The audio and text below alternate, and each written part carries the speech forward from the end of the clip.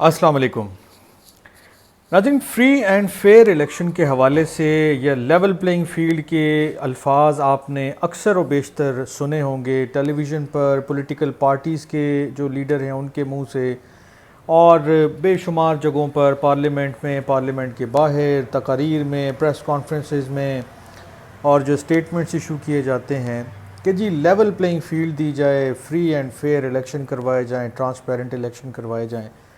تو کیا پاکستان میں فری اینڈ فیئر یا ٹرانسپیرنٹ الیکشن نام کی کوئی چیز ایگزسٹ کرتی بھی ہے یا نہیں کرتی؟ کیا لیول پلینگ فیلڈ دی جا سکتی ہے، اور کیا ماضی میں کبھی لیول پلینگ فیلڈ دی گئی ہے یا نہیں؟ آج انہی تمام چیزوں پر بات کر لیتے ہیں۔ کرکس آپ کے ساتھ پہلے شیئر کر لیتا ہوں، ڈیٹیلز بعد میں، کہ آج تک میرا نہیں خیال، اور میں یہ پروف کرتا ہوں ابھی جو کچھ چیزیں میرے پاس ہیں،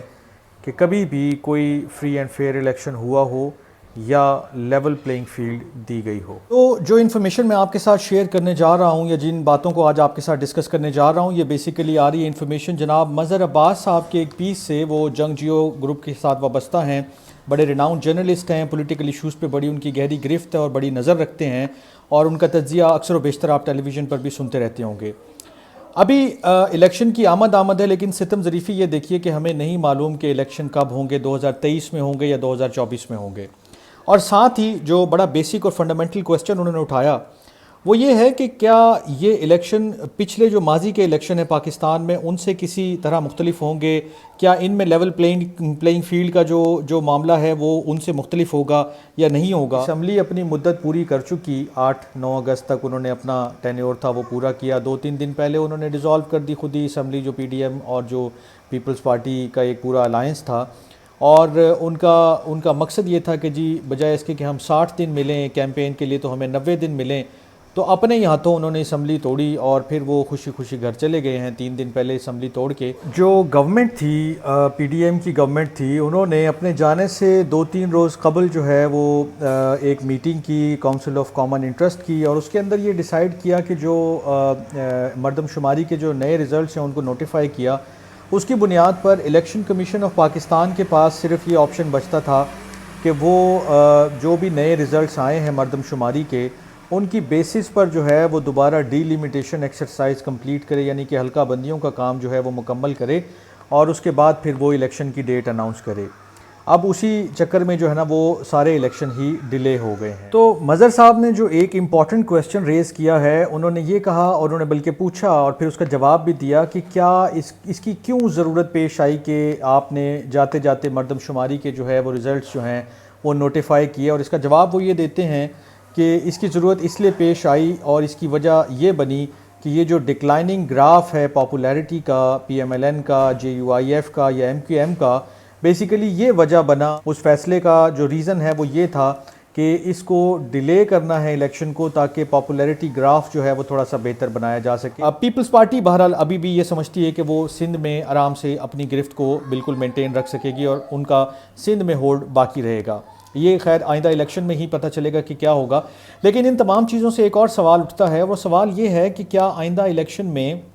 لیول پلینگ فیلڈ ہوگی؟ پی ٹی آئی کو کتنا اسپیس ملے گا؟ عمران خان صاحب کہاں ہوں گے؟ ان کی کیا حیثیت ہوگی؟ ان کی پارٹی کا نشان کیا بیلٹ پیپر پر ہوگا یا نہیں ہوگا؟ ان کو الیکشن میں لیول پلینگ فیلڈ کتنی ملے گی؟ کیا اتنی ہی ملے گی جتنی 2018 میں نون لیگ کو ملی تھی؟ اس وقت آپ کو یاد ہوگا کہ نون لیگ کو جس طرح سے توڑا گیا، یا ان کو جو ہے وہ پریشان کیا گیا الیکشن سے پہلے، ان کی لیول پلینگ فیلڈ کو جس طرح ڈسٹرب کیا گیا، اور اس کی ایک مثال آپ کو بلوچستان میں بھی یاد ہوگی کہ ان کی گورنمنٹ گرائی گئی اور پھر باپ پارٹی وجود میں آئی۔ وہی باپ پارٹی جس کے سینیٹر کو ابھی جو شہباز شریف صاحب ہیں وہ جاتے جاتے جو ہے وہ کیئر ٹیکر پرائم منسٹر بنا کر گئے ہیں۔ انہی کے ہی جو ایک ممبر ہیں صادق سنجرانی صاحب، وہ سینٹ کے چیئرمین ہیں، اور اس وقت سے ہیں کہ جب سے انہوں نے انٹری دی ہے سارا زور لگا لیا پولیٹیکل پارٹیز نے، پی نے، نون نے اور فلانے نے، جناب یہ ہو گیا وہ ہو گیا، یہ اسٹیبلشمنٹ کی بیکنگ والی پارٹی ہے اور اس کی برین چائلڈ ہے اسٹیبلشمنٹ کا یہ جو باپ پارٹی ہے۔ اور مریم نواز صاحبہ نے بھی بڑا شور کیا کہ پیپلز پارٹی نے ان کے ووٹ کیوں لیے، یہ تو ان کی پیدا کردہ پارٹی ہے، لیکن بہرحال ان کو کوئی ہلا نہیں سکا، کوئی ہٹا نہیں سکا۔ اور وہ ابھی تک اپنے اسی طرح جو ہے وہ جاری و ساری رکھے ہیں تمام کام. 1954 میں جو الیکشن ہوئے ہیں اس کے اوپر پھر وہ ماضی کی کچھ ایگزامپلس ہمارے ساتھ شیئر کر رہے ہیں، اور اس میں انہوں نے بتایا کہ اس وقت جو مسلم لیگ تھی، انہوں نے جو الیکشن ہوئے 1954 کے، اس میں 309 سیٹوں میں سے صرف 10 سیٹیں حاصل کی مشرقی پاکستان میں. اب جب انہوں نے 10 سیٹیں حاصل کی اور جو یونائٹڈ فرنٹ تھی اس وقت، جو لیفٹ ونگ پارٹیز کا ایک الائنس تھا، انہوں نے میجورٹی حاصل کی، تو یہ ریزلٹس کچھ جو ہے نا ان کو ڈائجسٹ نہیں ہوئے، اچھے نہیں لگے، اور اس کے نتیجے میں جو ہے وہ گورنر رول جو ہے وہ امپوز کر دیا گیا. اس کے بعد کیا ہوا؟ اس کے بعد وہی کچھ ہوا کہ جناب جو اپوزیشن کی لیڈرشپ تھی وہ جیلوں میں چلی گئی، اور وہ پورے جو پولیٹیکل ایک سائیکل تھا، یعنی کہ ایک ڈسٹربنس کا جو سائیکل تھا اس کا آغاز ہو گیا، جو آج تک جاری ہے. اس کے نتیجے میں ایک اور کام ہوا تھا، اور وہ یہ ہوا تھا کہ جو اس وقت کی کمیونسٹ پارٹی آف پاکستان تھی اس کو کمپلیٹلی کرش کر دیا گیا تھا، ان کی جو لیڈرشپ ہے اس کو جیل بھیج دیا گیا تھا، اور پریس سینسرشپ کا بھی آغاز ہو چکا تھا، کیونکہ میگزین اور جو اخبارات تھے ان میں سینسرشپ عروج پر تھی، اور جو ایڈیٹرز تھے ان کو بھی جیل جانا پڑا تھا. اس کے بعد پاکستان میرے خیال میں کبھی بھی جو ہے وہ ٹریک پہ نہیں رہا، اور وہ لکھتے ہیں کہ 1954 سے لے کر 58 تک جو ہے پاکستان نے 4 پرائم منسٹر کو آتے جاتے دیکھا. اس کی ایک وجہ یہ تھی کہ جو آمرانہ اختیارات تھے اس وقت ایک انڈیپینڈنس ایکٹ کے تھرو جو دیے گئے تھے گورنر جنرل صاحب کو، اس کے ذریعے یہ تمام جو ہے کام جاری و ساری رکھا گیا. منظر صاحب یہ سمجھتے ہیں کہ جو پاکستان کا پولیٹیکل سسٹم انڈرمائن ہوا، اس میں جو کچھ لوگوں کے انہوں نے نام بھی لکھے اور وہ سمجھتے ہیں کہ یہ قصوروار ہیں یا ان کی وجہ سے یہ سارا کچھ ہوا، وہ کون لوگ ہیں؟ وہ ان میں لکھتے ہیں کہ غلام محمد جو ہیں اس میں ہیں، اسکندر مرزا صاحب اس میں شامل ہیں، ایوب خان اس میں شامل ہیں، خواجہ ناظم الدین شامل ہیں، اور حسین سہروردی. تو خواجہ ناظم الدین اور حسین سہروردی کے بارے میں تو انہوں نے لکھا ہے کہ وہ بہت ہی کمزور قسم کے جو ہے وہ لیڈرشپ تھے، اور ان کا جو وجود میں آنا ہے وہ بذات خود اس وجہ سے ہوا تھا کہ محمد علی جناح صاحب کی جو ڈیتھ ہوئی اور اس کے بعد لیاقت علی خان صاحب کا جو قتل ہوا، اس کے بعد یہ لوگ سامنے ابھر کر آئے اور مین سٹریم میں ان کا رول زیادہ جو ہے وہ نظر آنے لگا تھا.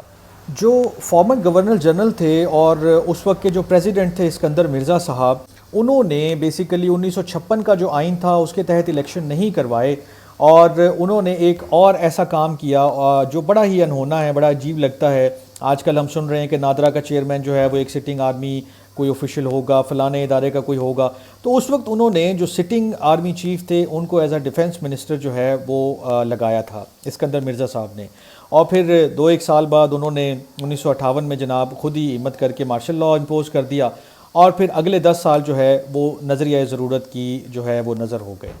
ایوب خان صاحب 1962 میں جو ہے وہ اپنا آئین بھی لے کر آ گئے، اور اس کے بعد ایک الیکشن بھی کروائے جس میں ان کے مد مقابل جو ہے وہ کوئی اور نہیں بلکہ قائد اعظم جو محمد علی جناح ہیں ان کی بہن فاطمہ جناح تھیں. لیکن ایوب خان صاحب بقول مظہر صاحب کے انہوں نے وہ الیکشن بھی ریگ کیے، اور وہ پھر اپنا رول انہوں نے سسٹین کیا اور وہ آگے چلتے رہے. پھر 1970 آیا اور ہسٹری نے ایک مرتبہ پھر اپنے آپ کو ریپیٹ کیا. اس وقت کی ایک پاپولر پارٹی تھی عوامی لیگ پارٹی، انہوں نے میجورٹی حاصل کی لیکن انہیں کسی نے آگے آنے نہیں دیا، اور پھر وہی ہوا کہ جیلیں اور وہ سارا کچھ، اور اس کے بعد 1971 ہو گیا. 1977 میں ذوالفقار علی بھٹو صاحب نے ارلی الیکشنز کال کیے، حالانکہ ان کے پاس 1 سال موجود تھا اور وہ اپنی گورنمنٹ کا جو ٹینیور ہے وہ پورا کر سکتے تھے، لیکن وہ ایک پاپولر لیڈر تھے اور انہیں لگتا تھا کہ وہ اس وقت اگر اسمبلیز جو ہے وہ ڈیزالو کر کے اور دوبارہ جو ہے الیکشن کال کر لیتے ہیں، سنیپ الیکشنز کال کر لیتے ہیں، تو وہ جیت کر دوبارہ آ جائیں گے. مظہر صاحب لکھتے ہیں کہ بھٹو صاحب ایک پاپولر لیڈر تھے، جو کہ خان صاحب عمران خان صاحب بھی کئی دفعہ اپنی تقریروں میں کہتے ہیں، اور دیگر پولیٹیکل جو بھی لیڈرز ہیں وہ بھی یہ کہتے ہیں کہ Bhutto was a famous and very popular leader of Pakistan. انہیں بھی یہ بالکل یقین تھا کہ وہ الیکشن کال کر رہے ہیں تو دوبارہ واپس آ جائیں گے، لیکن اس وقت جو اپوزیشن تھی انہوں نے احتجاج شروع کر دیا، بہت زیادہ چیزیں جو ہے وہ ڈسٹرب ہوئیں، پولیٹیکل جو ہے انریسٹ کی طرف چیزیں جا رہی تھیں، اور اسی دوران جو ہے ایک اور مارشل لاء کا جو ہے آغاز ہوتا ہے. جنرل ضیاء الحق جو ہے وہ فریم میں آتے ہیں اور پھر ان کا دور شروع ہوتا ہے. مظہر صاحب لکھتے ہیں کہ بھٹو صاحب ایک بڑے فیمس اور بڑے پاپولر لیڈر تھے، اور میجورٹی حاصل کرنے کے لیے انہوں نے لکھا کہ انہوں نے تقریباً 2 درجن سیٹوں پر جو ہے وہ ریگنگ کروائی. اب اس کے خلاف جب احتجاج ہوا اس وقت کی اپوزیشن پارٹیز نے، اور پھر یہ جو بھٹو صاحب کی پارٹی تھی، یہ لوگ جب آپس میں گتھ مگتھا ہوئے تو اس دوران جو ہے وہ جنرل ضیاء الحق صاحب نے ایک موقع دیکھا، اور اس طرح ایک اور مارشل لاء کا آغاز ہوا، اور اس کے بعد جنرل ضیاء کے دور کا ہم کہہ سکتے ہیں کہ باقاعدہ آغاز ہوا. یہ 11 سال جو ہے جنرل ضیاء کا مارشل لاء چلتا رہا. ضیاء صاحب نے 2 مرتبہ الیکشن جو ہیں وہ پوسٹ پون کیے، ایک مرتبہ اکتوبر 1977 میں اور دوسری مرتبہ نومبر 1979 میں، کیونکہ انٹیلیجنس ایجنسیز کی رپورٹ تھی کہ پیپلز پارٹی جو ہے، بھٹو صاحب کی جو پارٹی ہے وہ بہت پاپولر پارٹی ہے اور لینڈ سلائڈنگ وکٹری جو ہے وہ لے سکتی ہے. یعنی کہ آپ کہہ لیں گے ابھی جیسے پی ٹی آئی اپنا کیس پروجیکٹ کرتی ہے اور کہتی ہے کہ ہماری پاپولیرٹی بالکل عروج پر ہے اور ہم دوبارہ پاور میں آ سکتے ہیں، تو یہی کچھ اس وقت بھی حالات تھے اور یہی کچھ اس وقت بھی معاملات تھے،